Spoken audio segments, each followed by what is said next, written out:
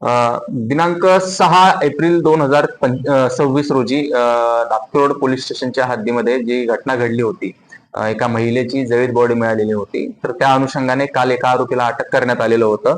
त्याचं नाव सादिक शहा आहे आणि त्याच्याकडे चौकशी केल्यानंतर अजून त्याच्यामध्ये 2 आरोपींचा सहभाग आज निष्पन्न झाला. तर त्या दोघांनाही आज आरोपी म्हणून अटक करण्यात आली आहे. त्याच्यात त्याची आई नुराबी शहा आणि जावई इरफान शहा असे ते 2 जण आहेत. याच्यामध्ये त्यांना आज मान्य न्यायालयामध्ये हजर केल्यानंतर त्यांना दिनांक 13 तारखेपर्यंत PCR मिळालेला आहे. याच्यात जी तपास आहे तो आम्ही शास्त्रोक्त पद्धतीने करत आहोत.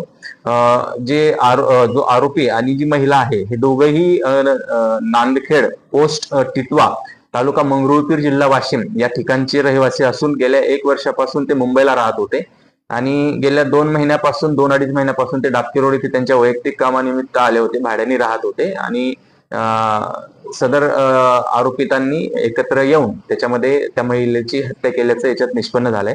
याच्यामध्ये आम्ही त्यांच्यामध्ये कट रचला या पद्धतीचे जे सेक्शन्स आहेत कट रचण्याचे, तर त्याची वाढ करून आम्ही पुढचा तपास करत आहोत.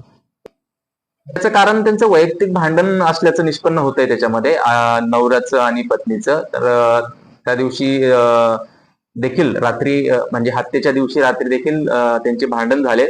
जे त्यांचे शेजारी पाजारी आहेत त्यांनी याबाबतची माहिती देखील दिलेली आहे की त्यांच्यात भांडणं झाले होते म्हणून. त्यांनी ते भांडणं थांबवण्याचा प्रयत्न केला, परंतु रात्री परत मध्यरात्रीनंतर काही भांडणं झाले त्यांच्यामध्ये आणि त्यानंतर ही घटना घडलेली आहे.